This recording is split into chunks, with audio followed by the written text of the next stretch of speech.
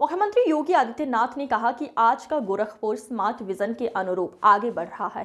घंटाघर क्षेत्र में विरासत गलियारा के निर्माण और मल्टी लेवल पार्किंग कॉम्प्लेक्स से जाम की समस्या का समाधान हुआ है।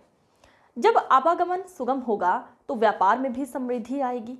सीएम योगी बंधु सिंह पार्क में बने मल्टी लेवल पार्किंग कॉम्प्लेक्स के साथ घंटाघर के सौंदर्यीकरण कार्य के लोकार्पण समारोह को संबोधित कर रहे थे। मुख्यमंत्री ने कहा कि जब विरासत गलियारा बनकर तैयार होगा तो यहाँ की सड़क सबसे खूबसूरत होगी और यहाँ फिल्मों की शूटिंग भी होगी।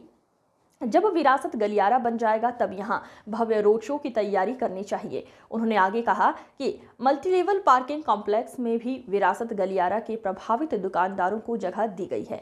जो शेष रह जाएंगे उनको पांडे या हाथा के कमर्शियल कॉम्प्लेक्स में व्यवस्थित पुनर्वास कराया जाएगा।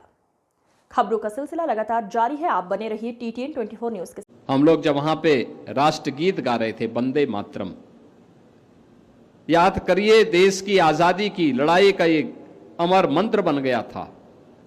आज इसके 150 वर्ष हो रहे हैं। वंदे मातरम जो भारत की आजादी का गान बना था, मंत्र बना था, कुछ लोग उस वंदे मातरम का विरोध कर रहे हैं।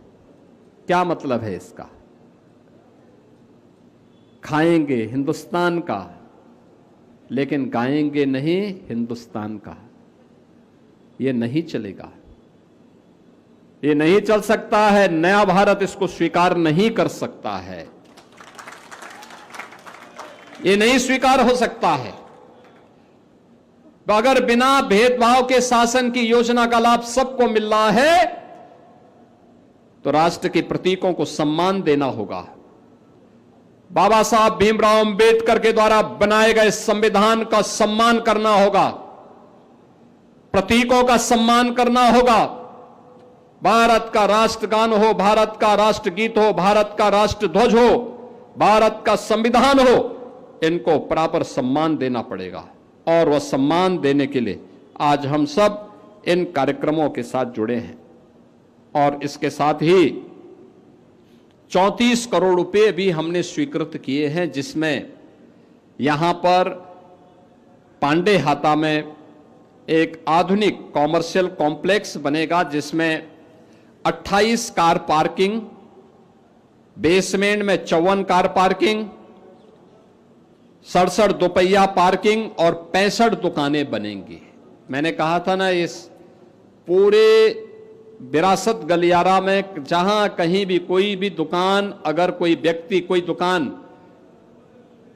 उसकी चपेट में आई है तो हम उसको व्यवस्थित पुनर्वास करेंगे। और वही पुनर्वास के क्रम में ये सुविधा आपको उपलब्ध करवाई जा रही है। और इसी में भी हमने कहा कि यातायात को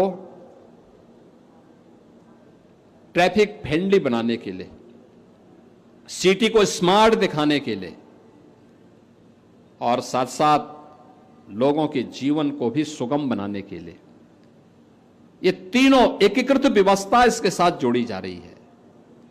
भाई, पार्किंग की व्यवस्था होगी तो लोग आएंगे, व्यवसाय चलेगा, अच्छा व्यवसाय चलेगा, सुरक्षा का वातावरण होगा, एक छत के नीचे लोगों को सब कुछ खरीदने का अवसर प्राप्त होगा, सड़क पे जाम नहीं लगेगा तो लोग आएंगे। आप मुझे बताइए, अगर सड़क जाम होगा तो क्या लोग आ पाएंगे? नहीं आएंगे। आने जाने का हमें रास्ता देना पड़ेगा। और वह रास्ता देने के लिए, लेकिन मैं आप सबसे कहना चाहूंगा, क्या 17 के पहले गोरखपुर यही था क्या? गोरखपुर की पहचान तब क्या थी? समाजवादी पार्टी के समय में क्या पहचान थी? माफिया, मच्छर, इंसेफ्लाइटिस, ये यहां की पहचान थी। और मुझे बताते हुए प्रसन्नता है कि आज डबल इंजन सरकार ने प्रधानमंत्री मोदी जी के मार्गदर्शन में गोरखपुर ही नहीं पूरे प्रदेश को माफिया मुक्त कर दिया है। माफिया मुक्त उत्तर प्रदेश, उपद्रव मुक्त उत्तर प्रदेश, दंगा मुक्त उत्तर प्रदेश, इंसेफ्लाइटिस से मुक्त उत्तर प्रदेश। इंसेफ्लाइटिस का मतलब मच्छर से मुक्त उत्तर प्रदेश।